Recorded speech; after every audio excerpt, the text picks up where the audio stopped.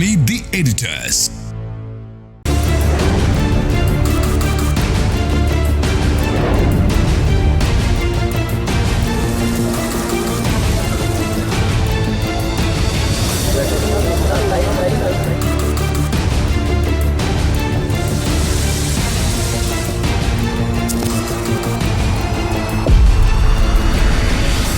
Railway സ്റ്റേഷനിലൂടെ കടന്നുപോകുന്ന tunnel മാലിന്യം വൃത്തിയാക്കാൻ കരാറെടുത്ത ജോയിയും മറ്റ് 2 തൊഴിലാളികളും ശുചീകരണം ആരംഭിച്ചത് ഇന്നലെയാണ്. രാവിലെ 8:30 ജോലികൾ ആരംഭിച്ചു. 11 മണിയോടെ കനത്ത മഴ. സുരക്ഷാ സംവിധാനമില്ലാതെ ഇറങ്ങിയ ജോയി മാലിന്യം നിറഞ്ഞ തോട്ടിലേക്ക് മുങ്ങിത്താന്നു. രക്ഷപ്പെടാനായി കയറിട്ട് കൊടുക്കാൻ ശ്രമിച്ചെങ്കിലും നടന്നില്ല. 11:10 ഫയർഫോഴ്സ് സംഘം സ്ഥലത്തെത്തി രക്ഷാപ്രവർത്തനം ആരംഭിച്ചു. ഉച്ചയോടെ മുങ്ങൽ വിദഗ്ധരായ സ്കൂബ ടീമും ദൗത്യത്തിന്റെ ഭാഗമായി. തമ്പാനൂർ റെയിൽവേ സ്റ്റേഷന്റെ 1ാം പ്ലാറ്റ്ഫോമിനടുത്ത് നിന്ന് പരിശോധന.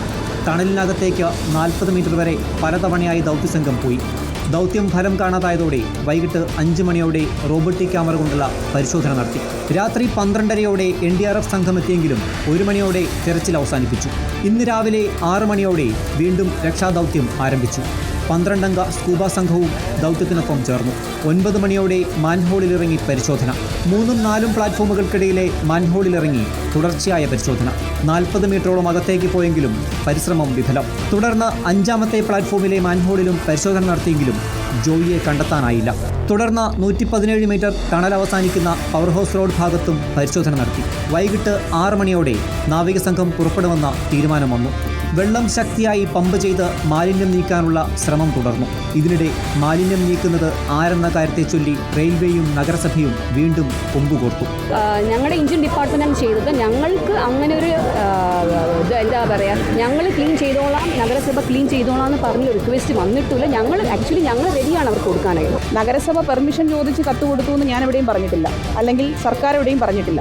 നഗരസഭ കൃത്യമായി ഇത് റെയിൽവേ പ്രോപ്പർട്ടിയാണെന്നും റെയിൽവേ ആണ് ഇത് ചെയ്യേണ്ടതെന്നും ഇന്നലെ മാധ്യമങ്ങളിലെല്ലാം പ്രചരിപ്പിച്ചതാണല്ലോ. ഞാൻ രേഖയുടെ അടിസ്ഥാനത്തിൽ, തെളിവിൻ്റെ അടിസ്ഥാനത്തിലാണ് ഈ വിഷയം പറയുന്നത്. ഏതെങ്കിലും ഒരു വകുപ്പിനെ അല്ലെങ്കിൽ ഏതെങ്കിലും ഒരു സംവിധാനത്തെ കുറ്റപ്പെടുത്തി ഈ വിഷയത്തെ ഇപ്പോൾ സംസാരിക്കണമെന്ന് നമ്മൾ ആരും കരുതിയിരുന്നില്ല. റെയിൽവേ പറയുന്നത് റെയിൽവേയുടെ മാലിന്യങ്ങൾ അവർക്ക് സംസ്കരിക്കാനുള്ള സംവിധാനങ്ങൾ ഉണ്ട് എന്നവർ പറയുന്നു. അത് തെളിവ് സഹിതം കാണിക്കാൻ റെയിൽവേ തയ്യാറാണോ? അപകടമുണ്ടായി 34 മണിക്കൂർ പിന്നിടുമ്പോഴും കേരളം ഒറ്റക്കെട്ടായി കൈകോർക്കുകയാണ് ജോയിക്കായി.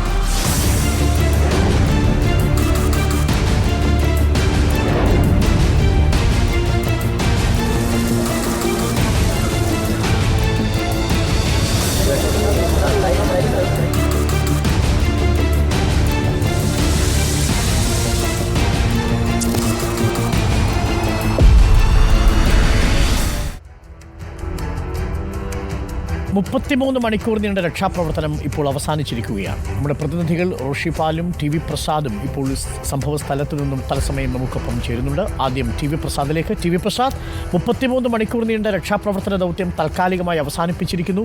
എന്താണ് ഇനി ഈ രക്ഷാദൗത്യം നമ്മളോട് പറയുന്നത്? രാത്രിയിലും രക്ഷാപ്രവർത്തനം ദുഷ്കരമായതിനാലാണോ നിർത്തിവെച്ചത്? നാളെ ഇപ്പോൾ പുനരാരംഭിക്കും. ആ ടണലിനുള്ളിലെ പ്രാണവായുവിൻ്റെ സാന്നിധ്യം പോലെ തന്നെ നേർത്തുകൊണ്ടിരിക്കുകയാണ്. ജീവനോടെ ജോയിയെ തിരിച്ചു കിട്ടാമെന്ന പ്രതീക്ഷയുമല്ലേ?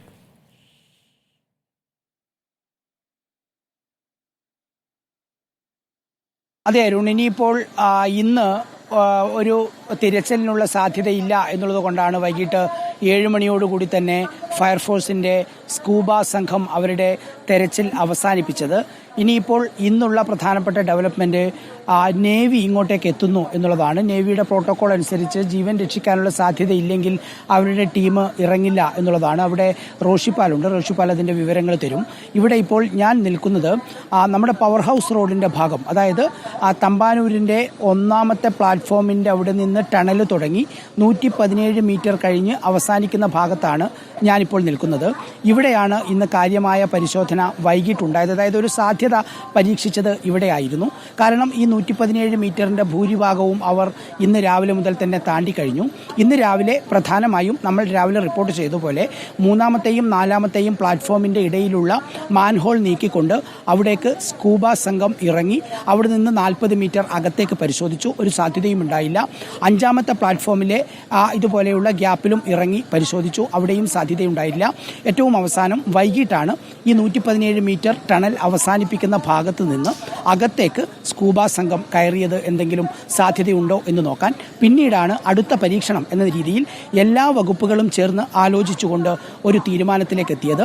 ഫയർഫോഴ്സ്, കോർപ്പറേഷൻ, ഇറിഗേഷൻ, പോലീസ്, അതുപോലെ റെയിൽവേ എല്ലാ സംവിധാനങ്ങളും കൂട്ടിയോജിപ്പിച്ചുകൊണ്ട് ഒരു തീരുമാനത്തിലെത്തുകയാണ്. അതായത് വെള്ളം ശക്തിയായി പമ്പ് ചെയ്ത് മാലിന്യം പുറത്തേക്ക് തള്ളുക എന്നൊരു തീരുമാനമായിരുന്നു അതിൻ്റെ പിറകിൽ ഉണ്ടായത്. അങ്ങനെ 5ാമത്തെ പ്ലാറ്റ്ഫോമിൻ്റെ അടുത്തുനിന്ന് കുറച്ച് വെള്ളം തടഞ്ഞു നിർത്തി അതിശക്തിയായി വെള്ളം പുറത്തേക്ക് തള്ളിവിടുകയായിരുന്നു. പക്ഷേ അങ്ങനെ തള്ളിവിടുമ്പോഴും മാലിന്യമൊന്നും കൂട്ടത്തോടെ വരുന്ന ഒരു സാധ്യത ഉണ്ടായില്ല എന്നുള്ളതാണ്. അതിലും പരിമിതിയുണ്ട് എന്നതാണ് അരുൺ പ്രധാനപ്പെട്ട പ്രശ്നം. അതായത് മാലിന്യം സാധാരണ ചപ്പ് ചവറ് കൂടിയതല്ല, ഇത് വലിയ കല്ല് പോലെ പാറ പോലെ ഉറച്ചിരിക്കുന്ന തുണികളും മറ്റ് പ്ലാസ്റ്റിക്കുകളും വീടുകളിൽ നിന്നുള്ള എല്ലാ മാലിന്യവും ഇതിൽ മിക്സ് ആയിട്ടുണ്ട്. അത് പുറത്തേക്ക് കൊണ്ടുവരിക എന്നുള്ളത് ശ്രമകരമായ ഒരു ജോലിയായതുകൊണ്ട് തന്നെ ആ സാധ്യതയും അടയുകയാണ്. ഇതിലൊരു പ്രധാനപ്പെട്ട പ്രശ്നം, ഏറ്റവും പ്രധാനപ്പെട്ട സാധ്യതകൾ ഇന്നലെയും ഇന്നുമായിരുന്നു. അതായത് സ്കൂബ സംഘം നേരിട്ട് ഡൈവ് ചെയ്തു പോയി മാലിന്യത്തിൻ്റെ ഇടയിൽ എവിടെയെങ്കിലും ഉണ്ടെങ്കിൽ രക്ഷിച്ചെടുക്കുക എന്നുള്ള ദൗത്യമായിരുന്നു. അതാണ് ഇന്ന് വൈകിട്ട് 4-5 മണിയോടുകൂടി ഏതാണ്ട് അവസാനിച്ചത്. പിന്നെയാണ് അടുത്ത ഒരു തന്ത്രം എന്ന രീതിയിൽ ഇത് പരീക്ഷിച്ചത്. പക്ഷേ അത് പരാജയപ്പെടുകയായിരുന്നു. ഇനി മുന്നിൽ എന്ത് എന്ന് ചോദിച്ചു കഴിഞ്ഞാൽ വീണ്ടും പരിശോധന നടത്തുക എന്നത് തന്നെയാണ്. വീണ്ടും പരിശോധന നാളെ രാവിലെ 6 മണിക്ക് ആരംഭിക്കും. ഇതിലൊരു കാര്യം ഉറപ്പാണ്, ഇതിലുള്ള മാലിന്യം റെയിൽവേയുടേത് മാത്രമല്ല, ആമയിഴഞ്ചാൻ തോട് ഒഴുകി വരുന്നവരുടെ ആ വഴിയിൽ വീട്ടുകാർ ഉപേക്ഷിച്ച മാലിന്യങ്ങൾ ഉൾപ്പെടെ ഇതിനകത്ത് ഉണ്ട് എന്നുള്ളതാണ്. കൂട്ടുത്തരവാദിത്തം എന്നുള്ളത് സർക്കാർ സംവിധാനങ്ങളുടെ മാത്രമല്ല കൂട്ടുത്തരവാദിത്തം. ഇക്കാര്യത്തിൽ ജനങ്ങൾക്കുള്ള പങ്ക്, ജനങ്ങൾ കൂടിയാണ് ഈ ഒരു സാഹചര്യത്തിന് ഇടയാക്കിയിരിക്കുന്ന ഒരു പ്രധാനപ്പെട്ട കാര്യം തന്നെയാണ്. റോഷിപാലിലേക്ക്, റോഷിപാൽ, ഇപ്പോൾ നേവി നാളെയാണ് പരിശോധനയ്ക്ക് ഇറങ്ങുക എന്നാണ് മനസ്സിലാക്കേണ്ടത്. എന്താണ് അവരുടെ ഒരുക്കങ്ങൾ, ഏത് രൂപത്തിലായിരിക്കും പരിശോധന നടക്കുക? ഇന്നിപ്പോൾ പലതവണ പരാജയപ്പെട്ട് മടങ്ങി വരുന്നു. അത് ഈ പറഞ്ഞത് നേരത്തെ പ്രസാദ് ചൂണ്ടിക്കാണിച്ചതുപോലെ തന്നെ വലിയ രീതിയിൽ പാറ പോലെ ഉറച്ചുപോയിരിക്കുന്ന മാലിന്യം, അതിനപ്പുറത്തേക്ക് കടക്കാൻ പറ്റാത്ത സാഹചര്യം, അങ്ങനെ സ്കൂബ ഡൈവേഴ്സ് തിരിച്ചു വരുന്ന സാഹചര്യം കൂടി നമ്മൾ കണ്ടതാണ്. അങ്ങനെയാണ് വെള്ളം ശക്തമായി ഒഴുക്കിക്കൊണ്ട് ഒരു വഴിയൊരുക്കുക എന്നുള്ള ശ്രമത്തിലേക്ക് നീങ്ങിയത്. പക്ഷെ അതും പാതി വഴിയിൽ പരാജയപ്പെട്ടു. സ്മൃതി, പലവട്ടം പ്രസാദ് സൂചിപ്പിച്ചതുപോലെ ഫയർഫോഴ്സിൻ്റെ സ്കൂബ ടീം ഈ ടണലിനകത്തേക്ക്, വളരെ ബുദ്ധിമുട്ടാണ്, ചെറിയ ടണലാണ്, അതിനകത്തേക്ക് ബുദ്ധിമുട്ടിക്കൊണ്ട് രക്ഷാപ്രവർത്തനം നടത്തി. പിന്നീട് ഒരു വട്ടം NDRFിൻ്റെ സ്കൂബ സംഘവും ഇതിനകത്ത് കയറി പരിശോധന നടത്തി. ഇപ്പോൾ നമുക്ക് ദൃശ്യങ്ങൾ കാണാം.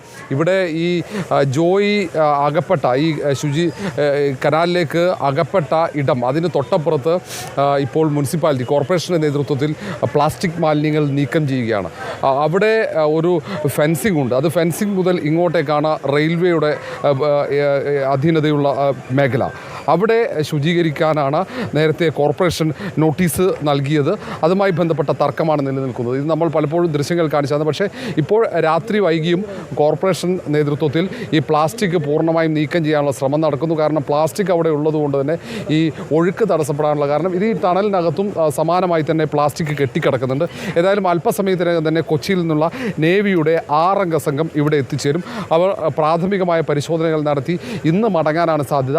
നാളെ മാത്രമേ അവർ ഈ ടണലിൽ പരിശോധന നടത്താൻ സാധ്യതയുള്ളൂ. അക്കാര്യത്തിലും ഒരു ഉറപ്പില്ല. ഇത് കണ്ടുകൊണ്ടിരിക്കുന്ന പ്രേക്ഷകർക്ക് ഇപ്പോൾ റെയിൽവേയുടെ ഭാഗത്ത് കുറ്റമില്ലെന്നും കോർപ്പറേഷന്റെ ഭാഗത്ത് കുറ്റമില്ലെന്നും പരസ്പരം പഴിചാരുമ്പോൾ നമ്മൾ ഈ കാണുന്ന ദൃശ്യങ്ങൾ തന്നെ കോർപ്പറേഷന്റെ ഭാഗത്തുനിന്ന് വന്ന വീഴ്ചയുടെ നേർചിത്രമല്ലേ?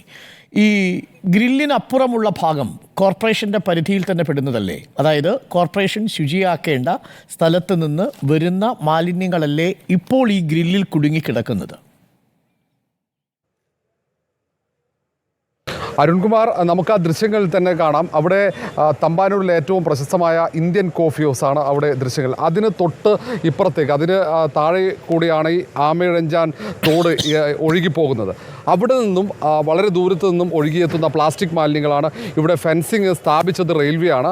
ഇങ്ങോട്ടേക്ക് പ്ലാസ്റ്റിക് ഒഴുകി വരാതിരിക്കാനാണ് ഇത്തരത്തിലൊരു ഫെൻസിങ് സ്ഥാപിച്ചതെന്നാണ് റെയിൽവേ അധികൃതർ പറഞ്ഞത്.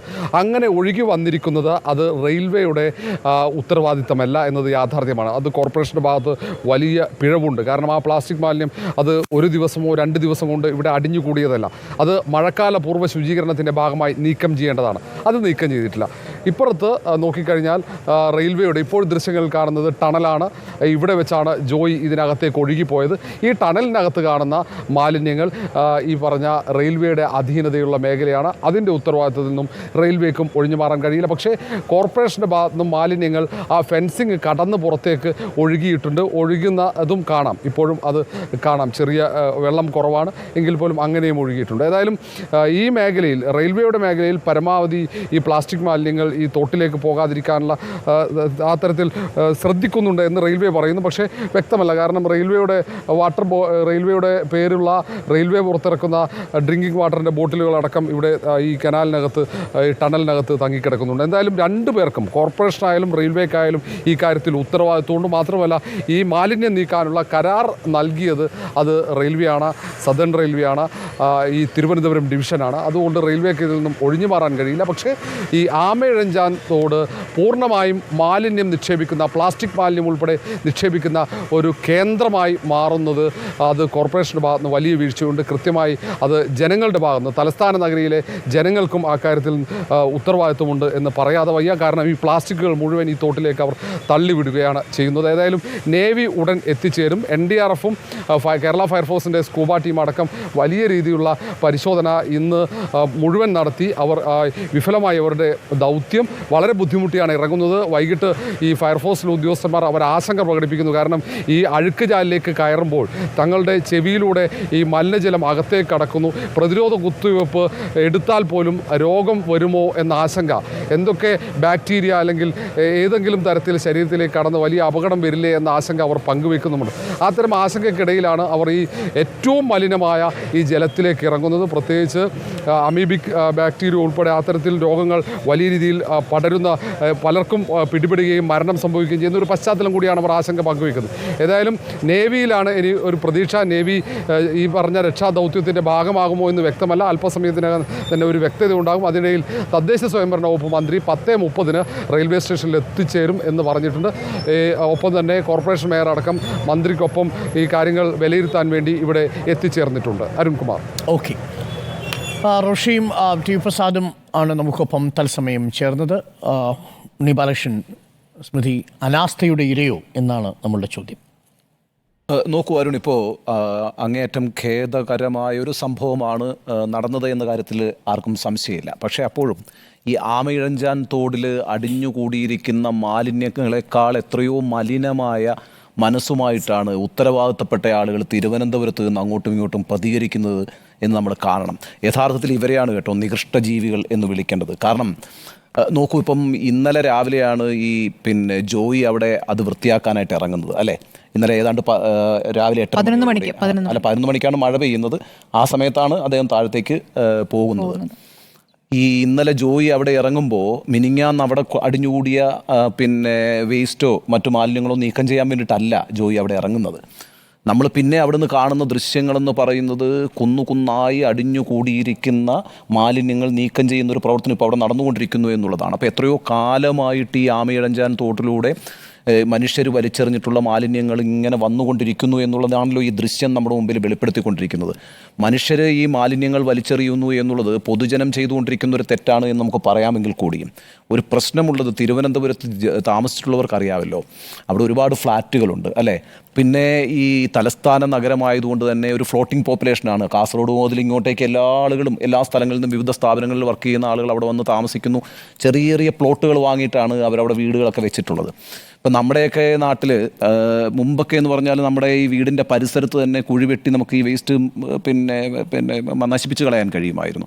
ഇപ്പോൾ തിരുവനന്തപുരം പോലെ മാത്രമല്ല, കൊച്ചിയാണെങ്കിലും കോഴിക്കോടാണെങ്കിലും അങ്ങനെ നഗരമായി മാറിയിട്ടുള്ള പ്രദേശങ്ങളിലൊക്കെ ഈ വേസ്റ്റ് മാനേജ്മെൻറ്റ് എന്ന് പറയുന്ന ഒരു വലിയ പ്രശ്നമാണ്. അത് ഇന്നലെ തുടങ്ങിയ പ്രശ്നമോ മിനിഞ്ഞാൻ തുടങ്ങിയ പ്രശ്നമല്ല. ഒരു ലോങ് ടേം പോളിസി കാര്യത്തിൽ നമുക്ക് ആദ്യം തന്നെ വേണമായിരുന്നു. കാരണം നമ്മുടെ സംസ്ഥാനം അഭിമുഖീകരിക്കാൻ പോകുന്ന ഏറ്റവും വലിയ പ്രശ്നം വേസ്റ്റ് മാനേജ്മെൻ്റ് ആണെന്ന് വളരെ മുൻകൂട്ടി തന്നെ കണ്ടെത്തിയിട്ടുള്ളതാണ്. അതിന് നമുക്കൊരു പ്രോജക്റ്റ് ഉണ്ടായിരുന്നില്ല. അത് മാറി മാറി ഭരിച്ച ഒരു സർക്കാരുകൾക്കും ഉണ്ടായിരുന്നില്ല. ഇനിയിപ്പോൾ ഈ പറയുന്ന സീവേജ് പ്ലാന്റുകൾ എവിടെയെങ്കിലും നിർമ്മിക്കാൻ ശ്രമിച്ചാൽ അതിനോട് ഉണ്ടാകുന്ന ജനകീയ പ്രതിഷേധം വേറെ.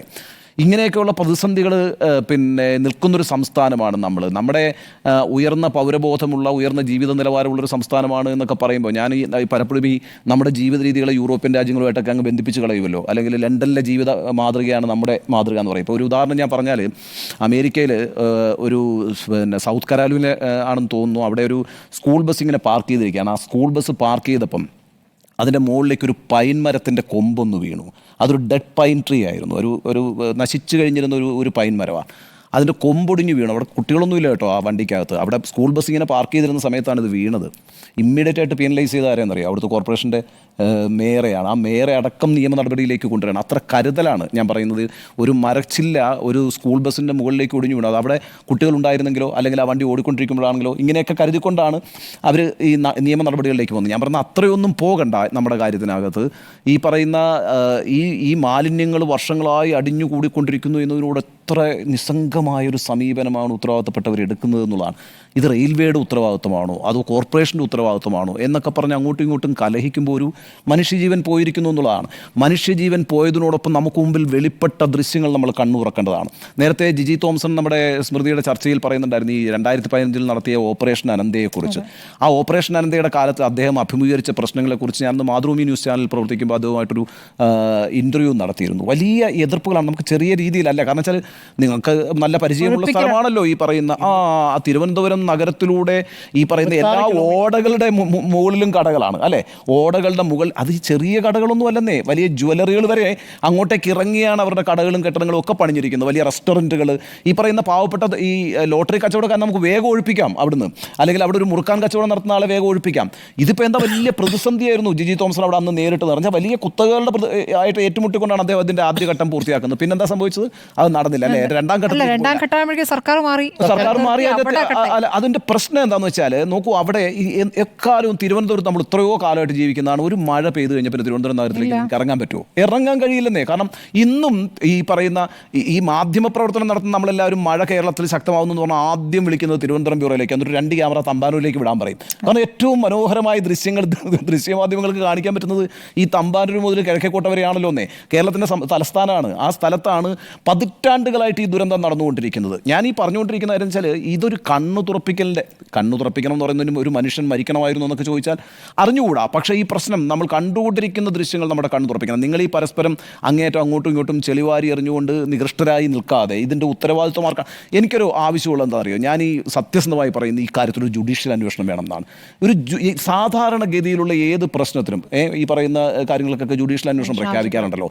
ഇതൊരു ആരും ആവശ്യപ്പെട്ടിട്ടില്ല. ഞാൻ പറയുന്ന ഒരു മനുഷ്യൻ്റെ മരണവുമായി ബന്ധപ്പെട്ട് നമ്മൾ കണ്ട ദൃശ്യങ്ങൾ എന്ന് പറയുന്നത് ഒരു തലസ്ഥാനത്തെ ജനജീവിതം എങ്ങനെയാണ് നടന്നുകൊണ്ടിരിക്കുന്നത് എന്നുള്ളതിൻ്റെ ഒരു പ്രശ്നമുണ്ടെന്നേ. ഇത് കണ്ടെത്തുന്നതിനും ഇതിൻ്റെ ഉത്തരവാദിത്തങ്ങളെ കൊണ്ടുവരുന്നതിനും ഇത് ആവർത്തിക്കപ്പെടാതിരിക്കാനും അതിനേക്കാളൊക്കെ അപ്പുറത്ത് ഈ വേസ്റ്റ് മാനേജ്മെൻറ്റ് എന്ന് പറയുന്ന പ്രശ്നത്തെ ശരിയാവണ്ണം അഡ്രസ്സ് ചെയ്യാനും ഒരു ജുഡീഷ്യൽ അന്വേഷണം ഈ കാര്യത്തിൽ ആവശ്യമാണ്. അത് റെയിൽവേ ആണോ ഉത്തരവാദി, അല്ലെങ്കിൽ പിന്നെ തദ്ദേശ ഭരണ വകുപ്പാണോ ഉത്തരവാദി, അല്ലെങ്കിൽ ആ കോർപ്പറേഷനാണോ ഉത്തരവാദി, ആരെങ്കിലും ഒരാളെ ഫിക്സ് ചെയ്യുകയല്ല.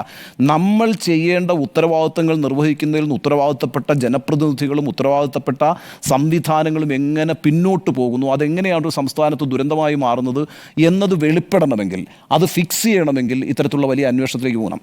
ഞാൻ ഒരു കാര്യം കൂടി പറയാം. ഇനി കേരളം അഭിമുഖീകരിക്കാൻ പോകുന്ന വേറൊരു പ്രശ്നം ഞാൻ പറയട്ടെ. നമ്മൾ ഈ നാട്ടിലൂടെ യാത്ര ചെയ്യുന്നതാണല്ലോ, പാർക്കിംഗ് ഇനി കേരളത്തിൽ വലിയ പ്രശ്നമായിട്ട് വരാൻ പോവുക. ഇന്നിപ്പോൾ കേരളത്തിൽ ഏറ്റവും കൂടുതൽ ഈ റോഡ് ആക്സിഡൻറ്റ്സ് ഉണ്ടാകുന്നതിൻ്റെ ഒരു പ്രധാനപ്പെട്ട കാര്യം ഈ പാർക്കിംഗ് സ്പേസ് ഇല്ലാത്തതാണ്. നമ്മളിപ്പം ഒരു 7 മണി മുതൽ പിന്നെ യാത്ര ചെയ്ത് തുടങ്ങിയാൽ എല്ലാ റെസ്റ്റോറൻറ്റുകളുടെയും വാതിൽക്കൽ ഒരുപാട് വണ്ടികൾ കിടക്കുന്നതാണ്. ഇപ്പോൾ സാധാരണഗതിയിൽ ഡൈനിങ് ഔട്ട് എന്ന് പറഞ്ഞൊരു പരിപാടിയുണ്ടല്ലോ, പുറത്തു പോയിട്ടാണ് ആളുകൾ വൈകുന്നേരം ഭക്ഷണം കഴിക്കുക എന്ന് പറയുന്നത്. പല റെസ്റ്റോറൻറ്റുകളുടെയും വാതിൽക്കൽ പാർക്കിംഗ് സൗകര്യങ്ങളില്ല. അങ്ങനെയൊക്കെ വരുമ്പോഴത്തേക്കും ഈ പാർക്കിംഗ്, അതുമാത്രമല്ല എത്ര വണ്ടികളാണ് ഒരു ദിവസം നിരത്തിലേക്ക് പുതുതായിട്ട് ഇറങ്ങുന്നത്. അപ്പോൾ ഇങ്ങനെയുള്ള പ്രശ്നങ്ങളെ ഒന്നും അഡ്രസ്സ് ചെയ്യാതിരിക്കുന്ന ഒരു സൊസൈറ്റി ആയിട്ട് നമ്മൾ മാറുന്നുണ്ട്. എപ്പോഴും ഇതുണ്ടല്ലോ, ഇന്ന് നമ്മൾ ചർച്ച ചെയ്യും കേട്ടോ, ഇന്ന് നമ്മൾ ചർച്ച ചെയ്യും, അടുത്ത 2 ദിവസം മാധ്യമങ്ങൾ ചർച്ച ചെയ്യും, കുറച്ച് ദിവസം ഇത് പ്രതിപക്ഷം ഒരു വിഷയമാക്കി എടുക്കും, അതിൽ ആ നാട്ടിൽ കുറച്ച് സംഘടനകൾ ഒരു പ്രശ്നമായിട്ട് എടുക്കും, വളരെ പെട്ടെന്ന് ഇത് വിസ്മൃതിയിലേക്ക് പോകും, വീണ്ടും പഴയ സാഹചര്യങ്ങൾ അതിനെ തുടരും. അതുകൊണ്ടാണ് ഞാൻ പറയുന്നത് ഇക്കാര്യത്തിൽ ഗൗരവമായിട്ടുള്ള അന്വേഷണങ്ങൾ ആവശ്യപ്പെട്ടുകൊണ്ട് തന്നെ ആളുകൾ രംഗത്ത് വരണം. പൗരസമിതികളുണ്ടെങ്കിൽ ആ പൗരസമിതികൾ, പൗരബോധമുള്ള ജനങ്ങളുടെ കൂട്ടായ്മയുണ്ടെങ്കിൽ ആ കൂട്ടായ്മകൾ, ഇതിനകത്ത് ഗൗരവതരമായ അന്വേഷണം വേണമെന്നും അവിടെ ആരാണ് കുഴപ്പമെന്നുള്ളത് ഫിക്സ് ചെയ്യപ്പെടണമെന്ന് ആവശ്യപ്പെടുകയും വേണം. അതിനുള്ളൊരു സമരമാർഗത്തിലേക്ക് വരണം എന്നാണ് എൻ്റെ അഭിപ്രായം. ആദ്യഘട്ടത്തിൽ എനിക്ക് പറയാനുള്ളതാണ്. തീർച്ചയായിട്ടും നമ്മളിന്ന് കണ്ട കാഴ്ചകൾ, പരസ്പരമുള്ള പഴിചാരലുകൾ യഥാർത്ഥത്തിൽ ആമയിഴഞ്ചാൻ തോട്ടിൽ അടിഞ്ഞുകൂടിയ മാലിന്യങ്ങളിൽ നിന്ന് വമിക്കുന്നതിനേക്കാൾ വലിയ ദുർഗന്ധമായിരുന്നു എന്നതാണ് എൻ്റെ ആദ്യത്തെ ടേക്ക്.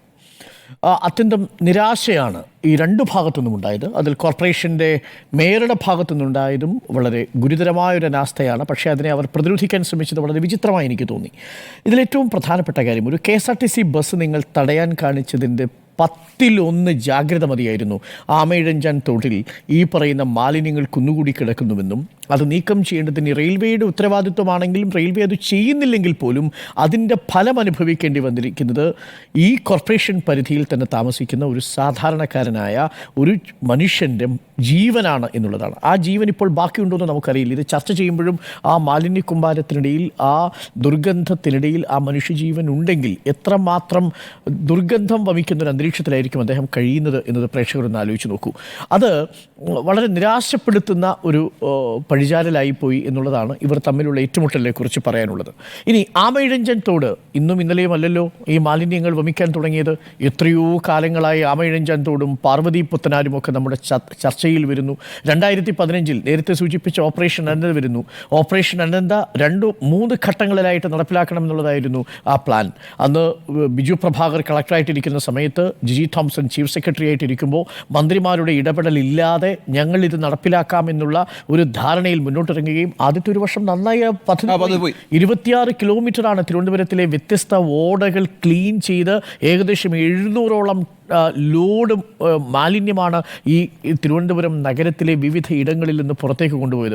പക്ഷേ അവിടെയും വന്നവർ നിന്നത് പ്രധാനമായിട്ടും ഈ ബോട്ടിലേക്ക് എന്ന് പറയുന്ന ഈ ആമയിഴഞ്ചാൻ തോട് 117 മീറ്റർ ടണലിലേക്ക് പ്രവേശിക്കുന്ന റെയിൽവേയുടെ മുന്നിലാണ്. പക്ഷേ പിന്നീട് എന്ത് സംഭവിച്ചു? ഈ ഓപ്പറേഷൻ അനന്തയ്ക്ക് നേരത്തെ സൂചിപ്പിച്ചതുപോലെ പ്രമാണിമാരുടെ ഹോട്ടലുകളുടെയും ബാറുകളുടെയും മുന്നിലേക്ക് ഈ ഓപ്പറേഷൻ അനന്ത പദ്ധതി ചെല്ലുമ്പോൾ സ്വാഭാവികമായും അവിടെ നിശ്ചലമാവുന്ന അവസ്ഥയുണ്ടായി. സർക്കാർ മാറുന്നു, സർക്കാർ മാറി പുതിയ സർക്കാർ വരുന്നു. ഈ അനന്തയുടെ 2ാമത്തെ ഘട്ടത്തിനും 3ാമത്തെ ഘട്ടത്തിൻ്റെയും വിശദാംശങ്ങൾ അന്ന് ജില്ലാ കളക്ടറായിരുന്ന വാസുകി വിജയാനന്ദിന് ഫോർവേഡ് ചെയ്യുന്നു, അന്നത്തെ ചീഫ് സെക്രട്ടറി. പക്ഷേ 2ാമത്തെ പിണറായി സർക്കാർ ഓപ്പറേഷൻ അനന്ത തുടരാൻ തീരുമാനിച്ചില്ല. ഏറ്റവും അടുത്ത് നിയമസഭയിൽ മിനിസ്റ്റർ ശിവൻകുട്ടിയോട് ചോദിച്ചു ഈ ഓപ്പറേഷൻ അനന്തയുടെ തുടർഘട്ടങ്ങൾ ഉണ്ടാകുമോ? അപ്പോൾ അദ്ദേഹം പറഞ്ഞ മറുപടി, ഓപ്പറേഷൻ അനന്തയോ അത് പഴയ പ്രോജക്റ്റ് അല്ലേ, പുതിയ പ്രോജക്റ്റാണ് വരാൻ പോകുന്നത്. സാർ, ആ പുതിയ പ്രോജക്റ്റിൻ്റെ രക്തസാക്ഷിയായി മാറിക്കൊണ്ടിരിക്കുന്നൊരു മനുഷ്യനാണ് ഇപ്പോൾ ഒരു പക്ഷേ ജീവന് വേണ്ടി പിടഞ്ഞുകൊണ്ടിരിക്കുന്ന ജോയ് എന്ന് പറയുന്ന ഒരു ശുചീകരണ തൊഴിലാളി. നമുക്ക് ഈ ശുചീകരണ തൊഴിലാളികളുടെ ജീവിതത്തെക്കുറിച്ച് പറയുമ്പോൾ മാനുവൽ സ്കാവെഞ്ചിങ് നിരോധിച്ചിരുന്ന ഒരു നാടാണ് നമ്മുടേത്. ഏറ്റവും കൂടുതൽ ഒരു മനുഷ്യനല്ലാതായിത്തീരുന്ന ഘട്ടമാണ് ഈ സ്കാവെഞ്ചിങ് എന്ന് പറയുന്നത്. സമാനമായ അവസ്ഥയിലാണ് ആ ആമയിഴഞ്ചാൻ തോട് വൃത്തിയാക്കാൻ വേണ്ടി ഈ 4 തൊഴിലാളികൾ ഇറങ്ങുന്നത്. അതിൽ 3 പേർ മറ്റ് സംസ്ഥാനങ്ങളിൽ നിന്നും, ഒരാൾ മാരായമുട്ടം സ്വദേശിയായി ജോയും. 1500 രൂപയ്ക്ക് വേണ്ടിയാണെന്ന് ഓർമ്മിക്കണം പ്രിയപ്പെട്ട പ്രേക്ഷകരെ. അവർ ഈ മാലിന്യ കുമ്പാരത്തിലേക്ക് ഇറങ്ങി ഒരു സുരക്ഷാ സംവിധാനങ്ങളുമില്ലാതെ കൈകൾ കൊണ്ട് ഇത്രയും അണുക്കൾ വമിക്കുന്ന ഈ ആമയിഴഞ്ചാൻ തോട് ക്ലീൻ ചെയ്യാനായിട്ട് ഇറങ്ങിയത്. ആരാണ് ഇവർക്ക് കൊട്ടേഷൻ കൊടുത്തത്? റെയിൽവേ. ഇവർക്ക് കൊട്ടേഷൻ കൊടുക്കാൻ വേണ്ടി റെയിൽവേയോട് ആവശ്യപ്പെട്ടതാരാണ്? കോർപ്പറേഷൻ. എന്ത് സുരക്ഷാ സംവിധാനങ്ങൾ ഒരുക്കി? അവർക്ക് എന്ത്? മലിനപ്പെട്ട് കിടക്കുന്നൊരു ജലത്തിലേക്ക് ഇതേപോലെ മനുഷ്യരെ ഇറക്കുമ്പോൾ മാനുവൽ സ്കാവെഞ്ചിങ് നിരോധിച്ചിരിക്കുന്നൊരു നാട്ടിൽ ഇവർക്ക് മനുഷ്യത്വം എന്നുള്ളത്, മനുഷ്യാവകാശം എന്നുള്ളത് ഈ ഭരിക്കുന്ന അധികാരികൾക്കുണ്ടായിരുന്നെങ്കിൽ ഇങ്ങനൊരു സംവിധാനത്തിലൂടെ വേണമോ മാലിന്യ നിർമ്മാർജ്ജനം നടത്താനെന്ന ചോദ്യം പ്രസക്തമാണ്. ഞാനിനി ഒരു കാര്യം കൂടി പറയാം. ഇത് ഓപ്പറേഷൻ അനന്തയുടെ കാര്യമാണ്. ഓപ്പറേഷൻ അനന്ത പാതി വഴിയിൽ നിലച്ചു. 12 കിലോമീറ്ററോളം ദൂരമുണ്ട് ഈ ആമയിഴഞ്ചാൻ തോടിന്. അത് ആക്കുളം കായലിലേക്ക് അവസാനിക്കുമ്പോൾ ആദ്യഘട്ടത്തിൽ 25 കോടി, 2ാം ഘട്ടത്തിൽ 12 കോടി, അങ്ങനെയൊക്കെ ആയിരുന്നു. വലിയ രീതിയിലുള്ള വാഗ്ദാനവും സാമ്പത്തിക ബഡ്ജറ്റിലെ പ്രൊവിഷനിങ്ങും എല്ലാം. പക്ഷേ എല്ലാം കാറ്റിൽ പറത്തി സർക്കാർ മാറുമ്പോൾ ഓപ്പറേഷൻ അനന്ത നിലയ്ക്കുന്നു. പാർവതി പുത്തനാരും ആമയിഴഞ്ചൻ തോടും അടക്കം നഗരത്തിലെ ജലസ്രോതസ്സുകൾ മലിനപ്പെട്ട് തന്നെ ഇരിക്കുന്നൊരവസ്ഥയുണ്ടാകുന്നു. ഇന്ന് പുലർച്ചെ മുതൽ ആ വെള്ളത്തിൽ വന്നിരിക്കുന്ന മാറ്റം പ്രേക്ഷകർ ശ്രദ്ധിച്ചിട്ടുണ്ടാകും. ഞാനത് ശ്രദ്ധിക്കുകയായിരുന്നു. രാവിലെ രക്ഷാപ്രവർത്തനം ഇന്ന് തുടങ്ങുന്ന സമയത്ത് കറുത്തിരിക്കുന്ന ജലം ഇന്ന് വൈകുന്നേരമാകുമ്പോഴേക്കും നീലനിറത്തിലേക്കും പച്ച നിറത്തിലേക്കും മാറിയിരിക്കുന്നു. എന്ന് പറഞ്ഞാൽ ഇത് ഇന്നോ ഇന്നലെയോ ഉണ്ടായതല്ല. കോർപ്പറേഷൻ എവിടെയായിരുന്നു? അധികാരികൾ എവിടെയായിരുന്നു? ഈ കോർപ്പറേഷന് ഒരു ഹെൽത്ത് വിഭാഗമില്ലേ? ആ ഹെൽത്ത് വിഭാഗമല്ലേ ഈ മലിനജലം ഇങ്ങനെ ഒരു നഗരത്തിൻ്റെ മധ്യത്തിലൂടെ, നഗര ഹൃദയത്തിലൂടെ ഒലിച്ചു പോകുന്നത് കാണുന്നത്? അതിന് മുന്നിലൂടെ എത്രയോ തവണ നിങ്ങൾ പാസ് ചെയ്തിട്ടുണ്ടാവും. ആ മലിനജലം ഒഴുകുന്ന തൊട്ട് കരയിലിരിക്കുന്ന ഇന്ത്യൻ കോഫി ഹൗസിൽ നിന്ന് നിങ്ങൾ മസാലയും വടയും ഒക്കെ വാങ്ങി കഴിച്ചിട്ടുണ്ടാവും. ഒരു നോട്ടം നിങ്ങൾ ഈ പറയുന്ന ആമയിഴഞ്ചാൻ തോട്ടിലേക്ക് നോക്കിയിരുന്നെങ്കിൽ, അതിലൂടെ കറുത്ത് ഒഴുകുന്ന ജലം നിങ്ങൾ കണ്ടിരുന്നെങ്കിൽ, ആ ഫ്ലൈ ഓവറിലൂടെ പോകുന്ന സമയത്ത് ആമയിഴഞ്ചാൻ തോട്ടിലെ മാലിന്യ കൂമ്പാരം നിങ്ങൾ കണ്ടിരുന്നുവെങ്കിൽ നിങ്ങളിങ്ങനെ അനാസ്ഥയോടുകൂടി ഒരു ജീവൻ വിട്ടുകൊടുക്കത്തക്ക രീതിയിൽ പ്രതികരണമില്ലാതെ നിസ്സഹായാവസ്ഥയിൽ ഇരിക്കുമായിരുന്നില്ല. ഒരു കാര്യം കൂടിയുണ്ട്. ഇറിഗേഷൻ ഡിപ്പാർട്ട്മെൻറ്റിൻ്റെ ഒരു പ്രോജക്റ്റിനെ കുറിച്ച് നേരത്തെ ശ്രീധർ പറഞ്ഞു. ഞാൻ എടുത്ത് നോക്കി, 2021 ഒരു പ്രോജക്റ്റാണ്. ആ പ്രോജക്റ്റ് റിപ്പോർട്ടിൽ 3 കാര്യങ്ങളെക്കുറിച്ച് പറയുന്നുണ്ട്. ഒന്ന്, ഈ ആമയിഴഞ്ചാൻ തോടടക്കമുള്ള പ്രദേശങ്ങളിൽ സാമൂഹിക വിരുദ്ധർ വലിച്ചെറിയുന്ന മാലിന്യം വലിയ കൂമ്പാരമായി മാറുന്നു. എടുത്തു മാറ്റാൻ വേണ്ടിയിട്ട് 4.25 കോടി രൂപയുടെ ഒരു റിപ്പോർട്ട് ഇറിഗേഷൻ ഡിപ്പാർട്ട്മെന്റിന്റെ കയ്യിലിരിപ്പുണ്ട്. പൂർണ്ണമായിട്ടും അത് നീക്കം ചെയ്യണമെന്ന് മാത്രവുമല്ല, അത് സർക്കാർ നീക്കം ചെയ്യണം എന്നാണ്, ഈ റെയിൽവേക്ക് നീക്കം ചെയ്യണമെന്ന് പോലുമല്ല. രണ്ടാമത് പറയുന്നു, ആ ടണലിലെ ബോട്ടിലിനൊക്കെ പരിഹരിക്കണം. മാത്രമല്ല, ഒരു പുതിയ ടണലിനെ കുറിച്ച് ആലോചിക്കണം. ആ ചെറിയ ടണലിലൂടെ ഇത് പോവില്ല. വെള്ളക്കെട്ടിൻ്റെ പ്രധാനപ്പെട്ട കാരണങ്ങളിലൊന്ന് ഈ റെയിൽവേയുടെ 1ാം പ്ലാറ്റ്ഫോം ആരംഭിക്കുന്ന സ്ഥലത്ത് വരുന്ന ഈ ബോട്ടിലിനെ കാണുന്നു, കുപ്പിക്കഴുത്ത് പോലെ അത് മാറുന്നു എന്നാണ്. പക്ഷേ ആ റിപ്പോർട്ട് എവിടെ പോയി? ആരെങ്കിലും കണ്ടിട്ടുണ്ടോ? ഒരാളും കണ്ടിട്ടില്ലെന്ന് മാത്രമല്ല, ഇറിഗേഷൻ ഡിപ്പാർട്ട്മെൻറ്റിൻ്റെ ഈ റിപ്പോർട്ട് ഒരാളും കാണാതെ ഫ്രീസറിൽ അടഞ്ഞു കിടക്കുന്ന അവസ്ഥയുണ്ടാവുന്നു. ഇതിന് ആരാണ് ഉത്തരവാദിത്വം എന്ന് ചോദിച്ചാൽ ഈ സർക്കാരും കോർപ്പറേഷനും അതിന് പ്രാഥമികമായ ഉത്തരവാദികളാണെന്നാണ് ഞാൻ പറയുക. അതിന് കോർപ്പറേഷൻ നഗരപിതാവ് എന്നാണല്ലോ നമ്മൾ പറയുക, സാധാരണ മേയറെ കുറിച്ച് പറയാം. അപ്പോൾ നഗരമാതാവ് പറഞ്ഞിരിക്കുന്നൊരു വാചകം, റെയിൽ നീരടക്കമുള്ള കുപ്പികൾ കണ്ടില്ലേ, അതാണല്ലോ അവിടെ കൂടിക്കിടക്കുന്നത്. പ്രിയപ്പെട്ട പ്രേക്ഷകർ, നിങ്ങൾ കണ്ടിട്ടുണ്ട്, അവിടെ നിന്ന് കോരിയെടുത്തിരിക്കുന്ന സാധനത്തിൽ ബെഡിൻ്റെ അംശങ്ങൾ, വീട്ടിൽ നിന്ന് നമ്മൾ വലിച്ച് ദൂരെ കളയുന്ന വസ്ത്രങ്ങൾ, പ്ലാസ്റ്റിക്കുകൾ, കുപ്പികൾ, ഏറ്റവും കൂടുതൽ പ്ലാസ്റ്റിക്കാണ്. ഈ പ്ലാസ്റ്റിക് വന്നൊരു പാറക്കെട്ട് പോലെ ആയിരിക്കുകയാണ്. ഒന്ന് ആലോചിക്കുക, ഒരു വർഷത്തെ ഒരു വലിയ ഡിപ്പോസിറ്റ് ഇവിടെ വരണമെങ്കിൽ അത് റെയിൽവേയുടെ ഭാഗത്തുനിന്ന് വരുന്നു എന്ന് പറയാൻ ഒരു നാണമില്ലേ എന്ന് മാത്രമേ നമുക്ക് ചോദിക്കാനുള്ളൂ.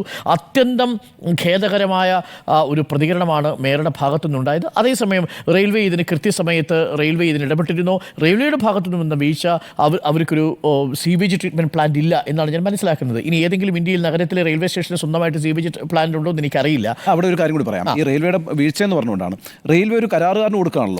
ഈ കരാറുകാരന് കൊടുക്കുമ്പോൾ സ്വാഭാവികമായി ഇത്തരം ഈ ക്ലൻസിങ്ങിന് വേണ്ടിയിട്ട് എടുക്കേണ്ട പ്രിക്കോഷൻസ് ഉണ്ട്. ആ പ്രിക്കോഷൻസ് വരുത്തുന്നുണ്ടോ എന്ന് ഉറപ്പാക്കാനുള്ള ഉത്തരവാദിത്വം റെയിൽവേക്കാണ്. അവിടെയാണ് റെയിൽവേയുടെ ഏറ്റവും പ്രധാനപ്പെട്ട വീഴ്ച. ഈ സ്ഥലം വൃത്തിയാക്കാൻ റെയിൽവേ മുന്നിട്ടിറങ്ങി എന്നുള്ളത് ഓക്കെ, ഒന്നാമത്തെ കാര്യം. അവരെടുക്കുന്ന ഒരു എഫേർട്ട് ഉണ്ട്. അതൊരു കരാറുകാരനെ വിളിച്ചിട്ടും കൊടുക്കുകയാണ്. ടെൻഡർ എടുത്തിട്ട് ലോവസ്റ്റ് കോട്ടിയിൽ ആളെ കൊടുക്കും പോലും നോക്കാതെ കൊടുക്കുന്നു. മാത്രമല്ല, അതിന്റെ എടുക്കേണ്ട മുൻകരുതലുകളെ കുറിച്ച് ഒരു മുൻകരുതൽ അത് യാതൊരു ഉത്തരവാദിത്വത്തോടെയും റെയിൽവേ പെരുമാറിയിട്ടില്ല. ഇനി വേറൊരു കാര്യം ഞാൻ പറയാം. ഈ റെയിൽവേയുടെ ഒരു ഫെൻസിങ് നിങ്ങൾ അവിടെ, ആ ഫെൻസിങ് ഉണ്ട്. ആ ഫെൻസിങ്ങിന് ശേഷം ഇങ്ങോട്ടേക്ക് വരുന്ന മാലിന്യങ്ങളുണ്ട്. ആ ഫെൻസിങ്ങിന് അപ്പുറത്താണ് ഈ പറയുന്ന മുഴുവൻ പാറ പോലെ ഉറച്ച കൂമ്പാരങ്ങൾ ഉണ്ടായിരിക്കുന്നത്. നോക്കൂ, ഇപ്പോൾ ഈ തിരുവനന്തപുരത്ത് താമസിക്കുന്ന എല്ലാവർക്കും അറിയാം, അവിടെ 2 ദിവസം നമ്മുടെ വീട്ടിലേക്ക് വന്നിട്ട് ഈ ആളുകൾ, ഞാൻ തിരുവനന്തപുരത്ത് താമസിച്ചിരുന്ന ആളാണ്, നമ്മൾ ഇപ്പോൾ കൃത്യമായിട്ട് ഈ മാലിന്യ ശേഖരണത്തിന് വരുന്ന ആളുകളുണ്ടല്ലോ, അവിടെ വന്നിട്ട് ഇതെടുക്കുന്ന ഹരിതസേനയും അങ്ങനെയൊക്കെയുള്ള വിഭാഗങ്ങൾ, അവരത് 2 ദിവസം വരാതിരുന്നാൽ അപ്പോൾ മുതൽ ഈ വീട്ടുകാരൻ അനുഭവിക്കുന്ന ഒരു പ്രതിസന്ധിയുണ്ട്. അത് വീട്ടിനകത്ത് വെക്കാൻ പറ്റില്ല. ഇത് അപ്പം തന്നെ പിന്നെ ഒരു ദുർഗന്ധം ഉണ്ടാക്കി തുടങ്ങും. അപ്പോൾ പിന്നെ ഇത് എവിടെയെങ്കിലും കൊണ്ടുപോയി ഡിസ്പോസ് ചെയ്യുക എന്നുള്ളതാണ്. നമ്മൾ ഈ ജനത്തെ കുറ്റം പറയുമ്പോൾ ജനം ഉത്തരവാദിത്വത്തോടുകൂടി പെരുമാറുന്നില്ല എന്ന അഭിപ്രായം ഉള്ളപ്പോൾ തന്നെ ഒരു സംവിധാനം അതിൻ്റെ കൃത്യതയോടുകൂടി പ്രവർത്തിച്ചുകൊണ്ടിരുന്നാൽ നിങ്ങൾക്ക് ഈ പ്രശ്നങ്ങൾ, ഇതിപ്പോൾ എന്താണെന്നറിയോ, ആളുകൾ രാവിലെ രഹസ്യമായിട്ട് ബൈക്ക് എടുത്തുവിട്ട് പോയിട്ട് ഈ നദികളിലേക്ക് ഇത് വലിച്ചെറിഞ്ഞുകൊണ്ട് ഓട്ടോറിക്ഷയിൽ കൊണ്ടുപോയിടുന്നുണ്ട്. എല്ലായിടത്തും ഈ എന്താ പറയുക CCTV വെച്ചിട്ടുണ്ടെന്നൊക്കെ പറഞ്ഞിട്ട് പലരും വെക്കാതെ തന്നെ എഴുതി വിടും, ഇവിടെ മാലിന്യം നിക്ഷേപിക്കരുത്, നിങ്ങൾ CCTV നിരീക്ഷണത്തിലാണെന്ന് എത്ര സ്ഥലങ്ങളിൽ നിങ്ങൾക്ക് കാണാൻ പറ്റും. ഗതികേടാണ്. റോബോട്ടിന്റെ പരിശോധനയിൽ ആദ്യം ജോയ ആണെന്ന് സംശയിച്ചല്ലോ, ഒരു മനുഷ്യ ശരീരമാണെന്ന് സംശയിക്കുന്നു. ഒരു വലിയ ചാക്കായിരുന്നു. ആ ചാക്ക് നിറയെ കുത്തി നിറച്ച് കെട്ടി എറിഞ്ഞിരിക്കുകയാണ് അതിലേക്ക്, തോട്ടിലേക്ക്. അങ്ങനെ ചാക്കിൽ കൊണ്ട് ഡംപ് ചെയ്യാണ്.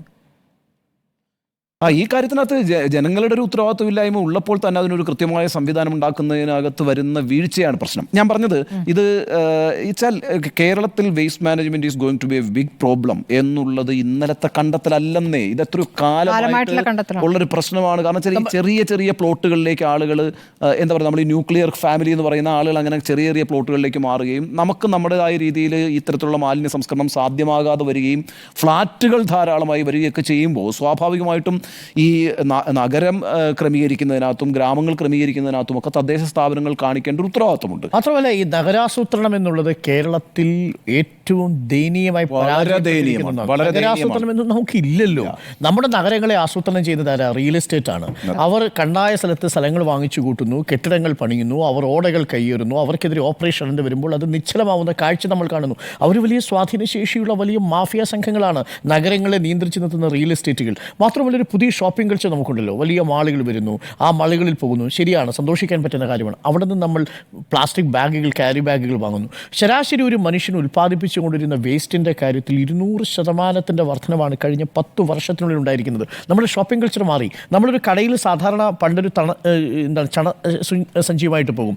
ആ ചണസഞ്ചിയുമായിട്ട് പോയിരുന്ന, ജൂട്ട് ബാഗുമായിട്ട് പോയിരുന്ന മലയാളി ഇന്ന് കടയിലേക്ക് ഫ്രീ ഹാൻഡായിട്ടാണ് പോകുന്നത്. ഇത് കണ്ടുകൊണ്ടിരിക്കുന്ന പ്രേക്ഷകരിൽ എനിക്ക് തോന്നുന്നു 10% താഴെ ആളുകൾ മാത്രമാണ് വീട്ടിൽ നിന്നൊരു ക്യാരി ബാഗുമായി പോവില്ല, മറ്റ് സാധനങ്ങൾ പ്ലാസ്റ്റിക് രഹിതമായിട്ടുള്ള സാധനങ്ങൾ വാങ്ങി വരികയും ചെയ്യുന്നത്. കാര്യം ഷോപ്പിംഗ് മാളുകളുടെ ഒരു കൾച്ചർ എന്ന് പറയുന്നത് ക്യാരി ബാഗുകൾ പണം കൊടുത്ത് 10-15 രൂപയ്ക്ക് ക്യാരി ബാഗ് കൊടുത്ത് വാങ്ങും. ആ ക്യാരി ബാഗ് മാത്രമല്ല കേട്ടോ, ഓരോ പ്രൊവിഷൻസും നിങ്ങൾ എടുക്കുമ്പോൾ അതിൽ നിന്ന് വരുന്ന പ്ലാസ്റ്റിക്. അപ്പോൾ ശരാശരി പണ്ട് നമ്മൾ റേഷൻ കടയിലൊക്കെ പോയിരിക്കുന്ന സമയത്ത് അല്ലെങ്കിൽ പ്രൊവിഷണൽ സ്റ്റോറിൽ പോകുന്ന സമയത്ത് നമുക്ക് കടലാസി പൊതിഞ്ഞിട്ടാണല്ലോ ഇത് തരിക. ഇപ്പോൾ ചെറിയ ഉള്ളി, വലിയ ഉള്ളി, സവാള ഇതെല്ലാം കൂടി 4-3 പാക്കറ്റിലാക്കി ചണമിട്ട് കെട്ടി നമുക്ക് കൊണ്ടുവരുന്നൊരു കാലം ഉണ്ടായിരുന്നു. ഇന്നത് മാറിയ ഷോപ്പിംഗ് കൾച്ചർ തന്നെ മാറിയിട്ടുണ്ട്. ശരാശരി ഒരു മലയാളി പ്രൊഡ്യൂസ് ചെയ്യുന്ന വേസ്റ്റ് കഴിഞ്ഞ 10 വർഷം കൊണ്ട് 200%-ലധികം വർധനയുണ്ടായിട്ടുണ്ട്. പക്ഷേ അത് എങ്ങനെ ഡിസ്പോസ് ചെയ്യണമെന്ന കാര്യത്തിൽ നമുക്കൊരു ധാരണയില്ല. അജൈവ ജൈവ മാലിന്യങ്ങൾ വേർതിരിച്ചെടുക്കണം എന്നതാണ് നഗരസഭ പറയുന്നത്. അതിനുവേണ്ടി ഹരിതകർമ്മസേനയെ കൊണ്ടുവന്നപ്പോൾ ആദ്യം നാട്ടുകാർ പഴി പറഞ്ഞു 50 രൂപ ഇവർക്ക് കൊടുക്കാൻ പറ്റുമോ. പക്ഷേ ആ 50 രൂപ അല്ല, അവർ 50 ലക്ഷത്തിൻ്റെ പണിയാണ് എടുക്കുന്നത് എന്നത് പിന്നീടാണ്. അല്ല, പക്ഷേ പിന്നീട് ആ പ്രശ്നം മാറി. 50 വേണ്ട, 100 കൊടുക്കാനും എങ്ങനെയെങ്കിലും ഇതൊന്ന് എടുത്തുകൊണ്ട് പോയാൽ മതി എന്നുള്ളത്. അപ്പം വേസ്റ്റ് പ്രൊഡ്യൂസ് ചെയ്യുന്ന സ്ഥലത്ത് തന്നെ ഉറവിട സംസ്കരണം വേണമെന്നൊക്കെ നമ്മൾ പറയുമ്പോഴും അതിന് സ്ഥലവും സൗകര്യവും ഇല്ലാതെ ഫ്ലാറ്റ് സമുച്ചയങ്ങളിൽ ജീവിക്കുന്ന മനുഷ്യരുണ്ട്. ഇവരെയൊക്കെ നിയന്ത്രിക്കേണ്ടത്, ഇതെല്ലാം മാനേജ് ചെയ്യേണ്ടത് കോർപ്പറേഷനാണല്ലോ. അതുകൊണ്ടാണ് നമ്മൾ ബിൽഡിംഗ് ടാക്സ് അവർക്ക് കൊടുക്കുന്നത്. അവർക്ക് കൃത്യമായിട്ട് നികുതി നമ്മൾ കോർപ്പറേഷൻ ഉണ്ടാക്കുന്നതാണല്ലോ. ആ കോർപ്പറേഷൻ അനാസ്ഥ കാണിക്കുന്നു എന്നുള്ളത് നമുക്ക് തീർച്ചയായിട്ടും ഒരിക്കലും പൊറുക്കാനാവാത്ത ഒന്നല്ല. അതിലേറ്റവും കൂടുതൽ വിചിത്രമായി തോന്നിയത് ആ ഉത്തരവാദിത്വം ഏറ്റെടുത്ത് പ്രവർത്തിക്കേണ്ട ആളുകൾ തന്നെ ഇത്തരമൊരു ദുരന്ത മുഖത്ത് വന്ന് പരസ്പരം പഴിചാരുന്നത് കേൾക്കേണ്ടി വരുന്ന ഒരവസ്ഥയുണ്ടാവുന്നു എന്നുള്ളതാണ്. ഇത് ഫെയിലിയർ ഓഫ് ഗവേണൻസ് ആണ്, ഭരണപരാജയം എന്ന് നമുക്ക് ഉറപ്പിച്ച് പറയാവുന്ന ഒരു ഇൻസ്റ്റൻസ് കൂടിയാണ്. ജോയിക്ക് വേണ്ടിയുള്ള തെരച്ചിൽ നാളെ തുടരുമ്പോൾ അതിലിറങ്ങിയിരിക്കുന്ന ഈ ഫയർ ആൻഡ് റെസ്ക്യൂ ഉദ്യോഗസ്ഥന്മാരുണ്ട്. അവരിന്ന് 2 ടണലിൽ ഇറങ്ങുന്ന സമയത്ത് ഞാനത് കണ്ടുകൊണ്ട് നിൽക്കുകയാണ്. എത്ര മലിനമായ ജലത്തിലേക്കാണ് അവരിറങ്ങുന്നത്. അവർക്ക് തന്നെ ഇനിയിപ്പോൾ ഒരു പ്രശ്നം ഇതിനകത്ത് ഈ സ്കൂബ ഡൈവേഴ്സിന് അടക്കം ഈ പറയുന്ന ഈ വെള്ളത്തിലേക്ക് ഇറങ്ങിയതിന് ഇനി ഉണ്ടാകാൻ പോകുന്ന കൂടുതലാണ്. വലിയ ഭവിഷ്യത്ത്. ഒരു സന്തോഷ്, ഒരു സുജയൻ, പിന്നെ ഒരു വിജിൻ, ഇങ്ങനെയുള്ള കുറേ ഉദ്യോഗസ്ഥർ, ഞാൻ അവരുടെ പേരെടുത്ത് പറയുന്നത് Kerala fire and rescue service ഉദ്യോഗസ്ഥന്മാരുടെ ത്യാഗജടിലമായിട്ട് പറയേണ്ട ഒരു കാര്യമാണ്. അല്ല, ഫയർഫോഴ്സിന്റെ ഇന്നത്തെ എവിടെയും ഫയർഫോഴ്സ് അങ്ങനെയാണ്, എവിടെയും നിശ്ചയമായും ഫയർഫോഴ്സ് ഇന്ന് പ്രത്യേകിച്ചും. കാരണം ഇതിന്റെ ആഫ്റ്റർ എഫക്ട് എന്താണെന്ന് നിങ്ങൾക്കറിയില്ല. ഒരു ശുദ്ധജലത്തിലോ അല്ലെങ്കിൽ ഒരു പുഴയിലോ പോയി സ്കൂബ ഡൈവിംഗ് നടത്തുന്നത് പോലെയല്ല ഒരു മലിനജലത്തിൽ മാൻഹോളിൽ ഇറങ്ങി പ്രവർത്തനം നടത്തുക എന്ന് പറയുന്നത് അത്യന്തം ദുഷ്കരമായ, അതും നമ്മളുടെ ഒരു സഹജീവിയെ കണ്ടെത്താൻ വേണ്ടിയാണ്. മാത്രമല്ല അവിടെ ലൈറ്റ് അടിച്ച് പോകാൻ കഴിയില്ല, കറുത്തിരുണ്ട മലിനജലമാണ്, അവിടെ വെള്ളം പാസ് ചെയ്യില്ല, അതിലൂടെ ട്രാൻസ്പെറൻ്റ് അല്ല. അതുകൊണ്ട് ഇത് ജോയിയുടെ ശരീരമാണെന്ന് തൊട്ടറിയാനേ സാധിക്കൂ. അത്രേ ഉള്ളൂ. ആ അവസ്ഥയൊന്ന് ആലോചിച്ച് നോക്കൂ. മാത്രമല്ല മാൻഹോളിലേക്കൊന്നും ആളുകൾ ഇറങ്ങാൻ പാടില്ല എന്നൊരു വിധി തന്നെ ഉണ്ട് ഹൈക്കോടതി. 2015 നൗഷാദിന്റെ മരണം എന്ന് പറയുന്നത് അങ്ങേയറ്റം എന്താ പറയുക, കേരളം ഞെട്ടിയ ഒരു മരണമാണ്. കാരണം എന്താ, 2-3 അന്യസംസ്ഥാന തൊഴിലാളികൾ മാൻഹോളിൽ പെട്ടുപോയി കഴിഞ്ഞപ്പോഴത്തേക്കും അവരെ രക്ഷിക്കുന്നതിന് വേണ്ടിയിട്ടാണല്ലോ ഈ ഇറങ്ങിയിരിക്കുന്നത്. ജെൻ റോബോട്ടിക്സിന്റെ യന്ത്രം ക്യാമറയും ടണലിലേക്ക് കേബിളുമായിട്ട് വന്നല്ലോ. ആ കേബിളിൽ മൂവ് ചെയ്യാൻ പറ്റുന്നില്ല. കാര്യം പാറ പോലെ ആ 2 മീറ്ററൊക്കെ ഉയരത്തിൽ ഇങ്ങനെ ഈ പ്ലാസ്റ്റിക് മാലിന്യം വന്ന് അടിഞ്ഞുകൂടി കിടക്കുകയാണ്. സ്മൃതി, ഈ അനാസ്ഥ എന്ന വാക്കൊക്കെ വളരെ ചെറുതായി പോകുന്ന, അതെ, അതിലേക്കാട്ടുള്ള ഒരു കുറ്റകൃത്യം തന്നെയാണ് നടന്നിട്ടുള്ളത്. ഈ സ്ഥലം, ഈ പറയുന്ന ഈ ആമയിഴഞ്ചാൻ തോട്, ആ പ്രദേശമൊക്കെ നേരത്തെ നെൽപ്പാടമായിരുന്നു. ഇവിടെ നല്ല ജലപ്രവാഹമുള്ള ഒരു തോടായിരുന്നു അത്. പിന്നെ കുറേ കാലം കഴിഞ്ഞപ്പോഴാണ് ഈ രൂപത്തിലേക്ക് ആയത്. ആ സമയത്ത് ബ്രിട്ടീഷുകാരുടെ കാലത്തുള്ള ഈ പ്രളയ പ്രതിരോധ സംവിധാനമൊക്കെ ഉള്ളൊരു പ്രദേശമാണ് തിരുവനന്തപുരം എന്ന് പറയുന്നത്. അങ്ങനെയാണ്. പക്ഷേ ഈ ആമയിഴഞ്ചാൻ തോട് പിന്നെ കുറേ കാലം കഴിഞ്ഞപ്പോഴേക്കും അവിടെ വേസ്റ്റ് ഡംപ് ചെയ്യുന്ന ഒരു അവസ്ഥയിലേക്ക് വന്നു. ശരിക്കും പല വീടുകളിലെയും കക്കൂസിൻ്റെ ഓവ് തന്നെ ഇവിടേക്കാണ് തുറന്നിരിക്കുന്നത്. നോക്കൂ, അതിലേക്ക് ഇറങ്ങിയിട്ടാണ് ഇന്ന് ആളുകൾ ഒരു തിരച്ചിൽ നടത്തിയിരിക്കുന്നത്. ഇവർ പറയുന്നുണ്ടല്ലോ, അവർക്ക് ചെവിയിലേക്കൊക്കെ മാലിന്യം പോയിട്ടുണ്ട്, അപകടം വരാൻ സാധ്യത. അപ്പോൾ അത്രയ്ക്കും മാലിന്യമാണ് അവിടെ കിടക്കുന്നത് എന്നുള്ളതാണ്. ഈ മെയ് മാസം തന്നെ വലിയ തോതിൽ അവിടെ മഴയുണ്ടായ സമയത്ത് വലിയ തോതിൽ വെള്ളക്കെട്ടുണ്ടായി. അപ്പോൾ അന്ന് വലിയ പ്രശ്നം വന്നു. അതിനുശേഷമാണ് ഇത് സമയത്തിന് ക്ലീൻ ചെയ്യാത്തതുകൊണ്ടാണ്. അപ്പോൾ അന്ന് ആ പ്രശ്നം പറഞ്ഞുകൊണ്ട് ഒരു മാലിന്യ നിർമ്മാർജ്ജനം ഒരു ഘട്ടത്തിൽ നടന്നു. ഈ മഴക്കാല പൂർവ്വ ശുചീകരണം എന്നുള്ള കൃത്യമായി നടപ്പാക്കണം എന്നുള്ളൊരു കാര്യം നടപ്പാവാറേ ഇല്ല. ഇന്നിപ്പോൾ മേയർ സംസാരിക്കുന്നത് നമ്മൾ കണ്ടല്ലോ. മേയറുടെയും അതിനുശേഷം റെയിൽവേയുടെ പ്രതിനിധികൾ നമ്മൾ കണ്ടു. മേയർ പറയുന്ന വാചകം എന്ന് പറയുന്നത് എന്താണ്? റെയിൽവേയുടെ വേസ്റ്റാണ്. എന്തുകൊണ്ടാണ്? പ്ലാസ്റ്റിക് കപ്പുകൾ കുറച്ച് കിട്ടിയിട്ടുണ്ട്, അതാണ് അവർ പറയുന്നത്. ഇതാണ് അവർ പറയുന്നത്.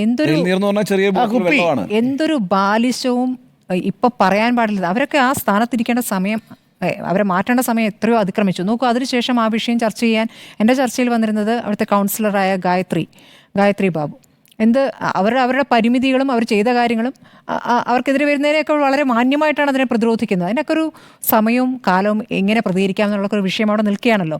അപ്പോൾ ഉമ്മൻചാണ്ടിയുടെ കാലത്ത് 2015 പറയുന്ന ഈ ഓപ്പറേഷൻ അനന്ത, അന്ന് വലിയ രീതിയിലുള്ള പ്രതിഷേധങ്ങൾ ഉണ്ടായിട്ടും ആ പ്രതിഷേധങ്ങൾ, അപ്പോൾ അന്ന് ഇപ്പം നമ്മുടെ ചർച്ചയിൽ തന്നെ ജിജി തോമസൺ പറയുന്നുണ്ടായിരുന്നു, ദയവ് ചെയ്ത് ഞങ്ങൾ ചെയ്യുന്ന പ്രവർത്തനത്തെ തടസ്സപ്പെടുത്തരുത്, മന്ത്രിമാർ ഇടപെടരുത് എന്ന് ആദ്യം തന്നെ അങ്ങോട്ട് ഒരു ഉപാധി വെക്കുകയാണ്. അപ്പോൾ ഒരു ഇടപെടില്ല എന്ന് പറഞ്ഞു. സ്വാഭാവികമായിട്ട് ഈ പറഞ്ഞ വ്യാപാരികളൊക്കെ ഇടപെടുമല്ലോ, ഒരു സമ്മർദ്ദം ചെലുത്തും. അപ്പോൾ അതിനൊന്നും വഴങ്ങിക്കൊടുക്കാതെ അത് കൃത്യമായി ഒരു തവണ നടപ്പാക്കി, 3-1 മാത്രമേ നടപ്പാക്കിയിട്ടുള്ളൂ. അടുത്ത ഘട്ടമാകുമ്പോഴേക്കും അടുത്ത സർക്കാരായി. ഇതിപ്പോൾ ഇതിൻ്റെ കാര്യത്തിൽ മാത്രമല്ല, പല ജനങ്ങൾക്ക് അത്യാവശ്യമായി വേണ്ടിവരുന്ന പല പദ്ധതികളും മുൻ സർക്കാരിൽ നടപ്പാക്കി എന്നുള്ളതുകൊണ്ട് അടുത്ത സർക്കാർ വേറെയാണ് വരുന്നതെങ്കിൽ അത് അവിടെ അവസാനിപ്പിക്കുകയാണ്. അത് അവരുടെയല്ലേ, നമ്മൾ വേറെ തുടങ്ങുന്നു എന്ന രൂപത്തിൽ. അപ്പോൾ എത്ര അതിൽ പണം നഷ്ടം വരുന്നു, അതിൻ്റെ ഒരു തുടർച്ചയുണ്ടാകുന്നില്ല. ഇതൊക്കെ ജനങ്ങളെയാണ് ബാധിക്കുന്നത് എന്നുള്ളൊരു ഒരു സംസ്കാരത്തിലേക്ക് സർക്കാരുകൾ തുടർച്ചയാണ് എന്നൊരു സംസ്കാരത്തിലേക്ക് വരുന്നില്ല. ചില വിഷയങ്ങളിൽ അത് പറയും, അവർക്ക് അനുകൂലമാകുന്ന വിഷയങ്ങളിൽ പറയും, അല്ലെങ്കിൽ അങ്ങനെയല്ല. ഇപ്പോൾ നമ്മൾ പല പദ്ധതികളുടെ കാര്യത്തിൽ നമ്മൾ കണ്ടിട്ടുള്ളതാണ്. അപ്പോൾ അതൊരു പ്രധാനപ്പെട്ട വിഷയമായി നിൽക്കുന്നു. ഇന്നിപ്പോൾ ഈ ഒരു തൊഴിലാളി എങ്ങനെയാണ് ഈ മാലിന്യം, ഓടകളിലെ മാലിന്യം നീക്കം ചെയ്യാൻ വേണ്ടി തൊഴിലാളികൾ ഇറങ്ങാൻ പാടില്ല, അത് കോടതി വിധിയുണ്ട്. ഇതിൽ റോബോട്ടിനെ ഉപയോഗിച്ചിട്ടാണ് ചെയ്യേണ്ടതെന്നുള്ള വിധിയൊക്കെ ഉണ്ട്. അതിനുശേഷം ഈ നൗഷാദിൻ്റെ സംഭവത്തിന് ശേഷമാണ് കോഴിക്കോട്, അത് 2015 നൗഷാദ് 2 ആളുകളെ രക്ഷിക്കാൻ വേണ്ടി ഇറങ്ങിയതാണ്. അതിന് സർക്കാർ പിന്നീട് സഹായം നൽകിയതിനെ എങ്ങനെയാണ് വെള്ളാപ്പള്ളി പരാമർശിച്ചതെന്നൊക്കെ നമ്മൾ കണ്ടതാണ്. അപ്പോൾ അതിനുശേഷമാണത് മനുഷ്യരിറങ്ങരുത് എന്നുള്ള വിധി തന്നെ കോടതിയിൽ നിന്നുണ്ടാകുന്നത്. ഒക്കെ കൃത്യമായി നടപ്പാക്കിയിരുന്നെങ്കിൽ ഇതിപ്പോൾ കരാർ കൊടുക്കുന്നു റെയിൽവേയുടെ ഭാഗത്തുനിന്ന്. അമ്മ മാത്രമേ ഉള്ളൂ, അതുകൊണ്ട് ഇനിയിപ്പോൾ സർക്കാർ സഹായം ചെയ്യാനാണ് ആ കുടുംബത്തിനെന്ന് എനിക്കറിയാം. അമ്മ കരയുന്ന ഔഷാദിന് ഭാര്യയ്ക്ക് ജോലി കൊടുത്തതാണ് പ്രശ്നമായത്. ഇതിപ്പോൾ ജോയ ആകുമ്പോൾ ഇനി എന്ത് പ്രശ്നമാകുമെന്ന് അറിയില്ല. വെള്ളാപ്പള്ളി അത്തരം പ്രതികരണങ്ങൾക്ക് വരുമെന്ന് നമുക്ക് നോക്കാം. ഏതായാലും ഈ റെയിൽവേ പാളത്തിൻ്റെ അടിയിൽ കൂടി പോകുന്ന 140 മീറ്റർ നീളമുള്ള വലിയ ഓടയിൽ നിന്ന് ഏകദേശം 700 ലോഡ് മണ്ണും വേസ്റ്റാണ് അന്ന് ഓപ്പറേഷൻ അനന്തയുടെ കാലത്ത് കളഞ്ഞിരുന്നത്, അന്ന് ആ പദ്ധതി നടപ്പാക്കുന്ന സമയത്ത്. ഇപ്പോൾ നോക്കൂ, ഇന്ന് തന്നെ ഇപ്പോൾ ഈ ജോയെ രക്ഷിക്കാനായിട്ട് ശ്രമിച്ചതിൻ്റെ ഭാഗമായിട്ട് നോക്കുമ്പോൾ തന്നെ എത്ര വേസ്റ്റാണ് പുറത്തേക്ക് എത്തിയിരിക്കുന്നത്. ഒരാൾ പൊക്കത്തിൽ വേസ്റ്റ് ഉണ്ടായിരുന്നാണ് പറയുന്നത് താഴെ. മാത്രമല്ല ഈ ആളുകൾ, ഈ സ്കൂബ ഡൈവേഴ്സ് അതിനകത്തേക്ക് പോകുമ്പോൾ അവർക്ക് ശ്വാസം മുട്ടുന്ന രീതിയിൽ ഈ മാലിന്യം അടിഞ്ഞുകൂടി പാറ പോലെ ആയിരിക്കുന്നു. അപ്പോൾ അവിടേക്ക് പോകാൻ പറ്റാത്ത രീതിയിൽ അങ്ങനെയാണ് അവർ തിരിച്ചു വരുന്നത്. ഇതൊക്കെ അവിടുത്തെ ഒരു സാഹചര്യം. അന്ന് 25 കോടിയായിരുന്നു ഓപ്പറേഷൻ അനന്തയുടെ 1ാം ഘട്ടത്തിന് ചിലവായത്. എന്തുകൊണ്ട് തുടർച്ചയുണ്ടായിട്ടില്ല എന്ന ചോദ്യത്തിന് സ്വാഭാവികമായും ഇടത് സർക്കാരുകൾ തന്നെ മറുപടി പറയേണ്ട ഒരു വിഷയമുണ്ട്. ഇനി ഈ റെയിൽവേ ട്രാക്കിന് താഴത്തെ ഈ തുരങ്കത്തിൽ 3 വർഷത്തിൽ തന്നെ ഈ മാലിന്യം അടിയും, അത് കളയേണ്ടതാണ്. അന്ന് തന്നെ അത് അന്നത്തെ കളക്ടർ ബിജു പ്രഭാകർ അന്ന് പറഞ്ഞിരുന്നതാണ്. അപ്പോൾ ഇതൊന്നും അറിയാഞ്ഞിട്ടല്ല, പക്ഷേ അത് നടപ്പാക്കുന്നില്ല. അപ്പോൾ റെയിൽവേയുടെ ഭാഗത്ത് വലിയ വീഴ്ചകളൊക്കെ ഉണ്ട്. അന്ന് ആ തുരങ്കത്തിൻ്റെ വീതി കൂട്ടണമെന്ന നിർദ്ദേശം വന്നതാണ്, റെയിൽവേ അത് അംഗീകരിച്ചിട്ടില്ല. അന്നേ അത് പറയുന്നതാണ്, അല്ലെങ്കിൽ അത് അപകടം ചെയ്യുമെന്ന്. അപ്പോൾ കോർപ്പറേഷൻ റെയിൽവേക്ക് നോട്ടീസ് നൽകി, ഒരു നടപടി എടുക്കാതായതോടെ പിഴ അടയ്ക്കേണ്ടി വരുമെന്ന് കാട്ടി വീണ്ടും നോട്ടീസ് നൽകി. ഇതിപ്പോൾ നടന്ന സംഭവമാണ്.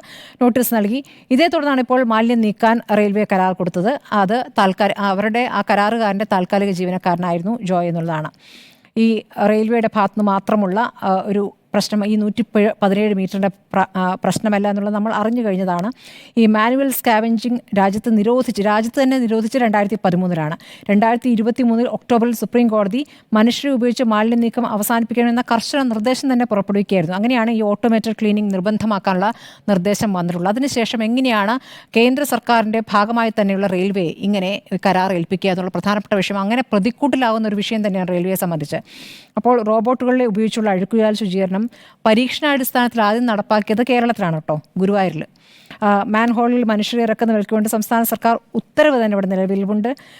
എന്നാലും മനുഷ്യർ ഇറങ്ങുന്നു എന്നുള്ളത് ഇപ്പോൾ നമ്മൾ മനസ്സിലാക്കുകയാണ്, പലയിടത്തും ഈ രൂപത്തിലുണ്ട് എന്ന്.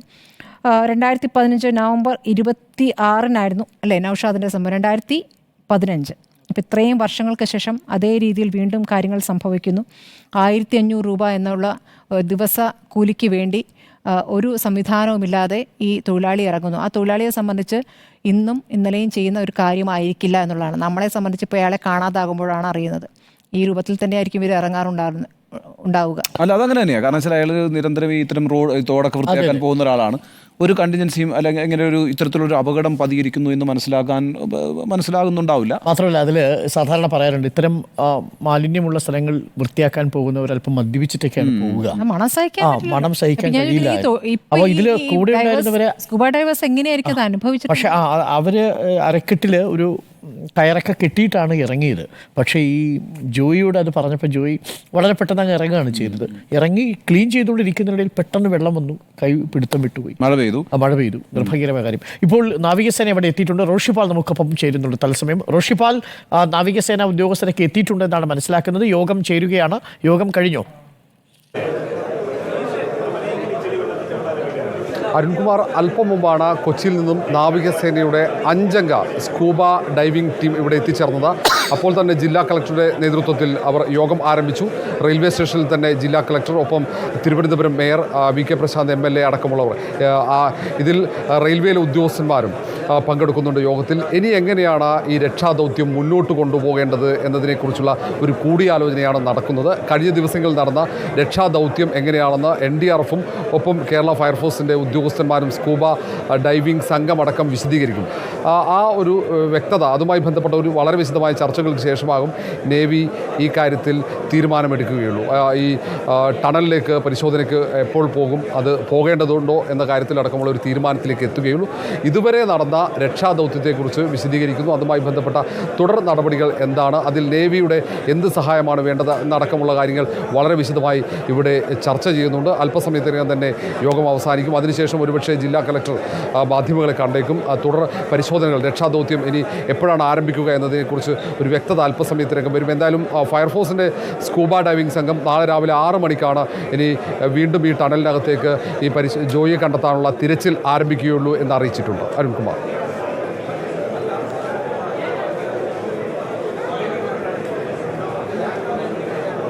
നാളെ മാത്രമേ നാളെ രാവിലെ നടക്കുകയുള്ളൂ. രാത്രിയിൽ സാധാരണഗതിയിൽ സാധ്യതയില്ലല്ലോ, അത് നിർത്തിവെക്കേണ്ടി വരും. ഇന്നലെ രാത്രിയും ഏകദേശം ഈ സമയമായപ്പോഴത്തേക്കും നിർത്തിയിരുന്നു. 10 മണിയോട് തന്നെ തെരച്ചിൽ നിർത്തിയിരുന്നു. രാവിലെയാണത് ആരംഭിച്ചത്. നാളെയും ഈ അന്വേഷണം തുടരും. എത്രത്തോളം സാധ്യതയുണ്ട് എന്ന കാര്യത്തിലൊക്കെ സംശയങ്ങളുണ്ട്. ഒന്നാമത് ഇതൊരു കുഴമ്പ് രൂപത്തിൽ മാറും.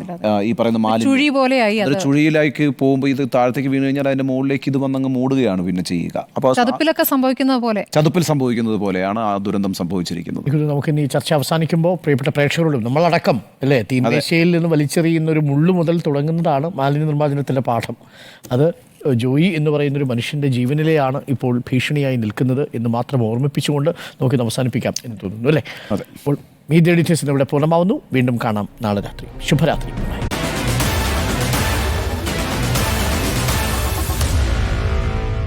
Meet the editors.